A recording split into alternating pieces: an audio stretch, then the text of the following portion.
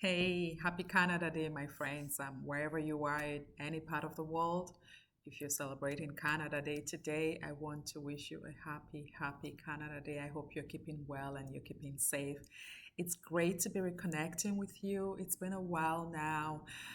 However, as my family and I celebrate Canada Day today, this year's Canada Day is a very different one for us, as I would imagine it is for everyone around the world for different reasons, the pandemic being the major reason.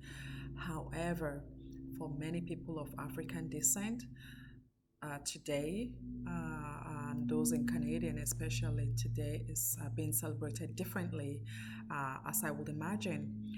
The events since the tragic murder of George Floyd has made the color of our skin much more obvious. And not that we ever forget the color of our skin, but the events that's taken place uh, recently, in recent days, have made that much more um, obvious for different reasons. For one, there's been a lot going on with uh, racist messages uh, put all around different places, and that is causing fear. And that's the reason I'm speaking today, because I typically do not speak out about these things, but more and more, the more we're silent about these things, the more the fear tends to permeate within our societies and communities. And I know that many people of African descent are hurting, but I also want you to know that so are many of our Caucasian brothers and sisters around the world. They're hurting. They have questions just like we do.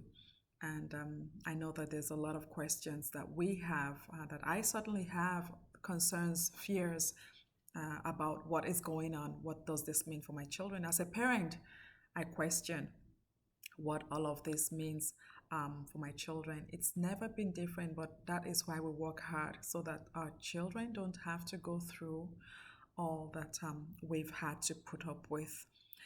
And so today I'm not going to regurgitate everything that has been said. I believe that everything that should be said has been said about racism, inequalities, brutality, oppression, suppression, micro and macro aggression in different forms. I believe that everything that should be said has been said through one platform or the other, or through one protest or the other. And I applaud all of those that have done so in different platforms. And today, however, I just want to point out that we are faced with obstacles.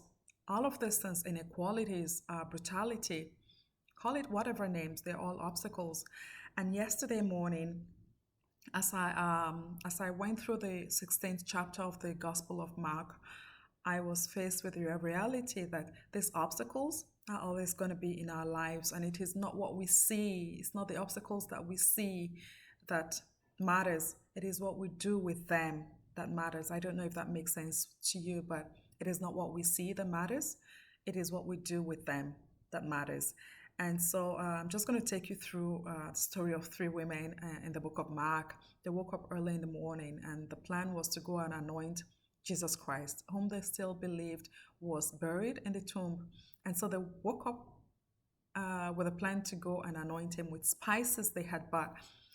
However, the three of them, they were aware of at least two obstacles that will hinder them from doing what they planned to do.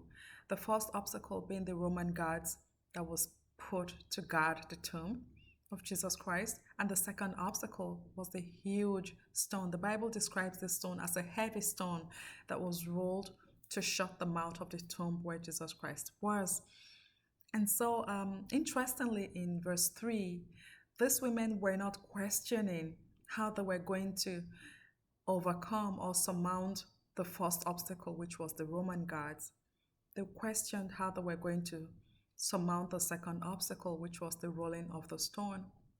And that was very telling, because in our day, the focus will be the guards and not the stone.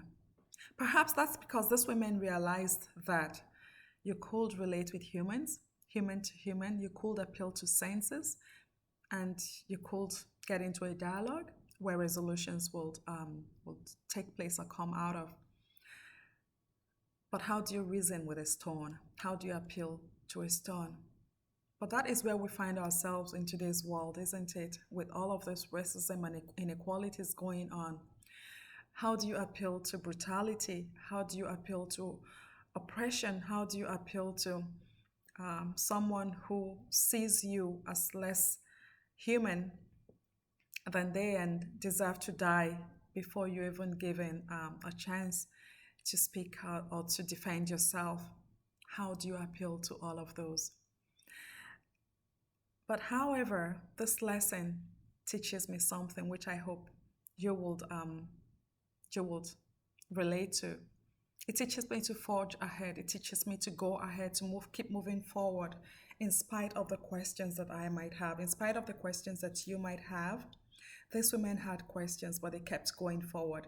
They knew that they faced obstacles, but they kept going forward. They were afraid, but they kept going forward. And I want to encourage you today, my brothers and sisters. We will have fear, we will have questions, there will be obstacles, but I want you to keep moving forward. Because unlike these women, if we are stuck, if we allow fear to get the better of us, if we allow racism to get the better of us, oppression to get the better of us, we will never get to the mouth of the tomb and find out that the stone has been rolled away. We need to keep moving forward. So I want to encourage you today, whatever circumstances you're faced with, whatever stone, whatever obstacles has been placed in your way, whether you're a Christian, a Muslim, whatever religion you profess to, I want you to know that you are human because you are created in the image of God. And whatever color you have on your skin, I want you to know that you're beautiful because you're made in God's image. God is beautiful. God is good. God is kind. There is no evil in God. And so when He made you and I in His image, those were all the things He deposited in us. I am black. I am a child of God, and I am beautiful. I hope you have a very happy Canada Day. Keep moving ahead. Do not let the fear silence you. Do not let the inequalities silence you. They will always be there. But if we keep moving forward, we'll probably get there and find out the stone has been rolled away. Happy Canada Day.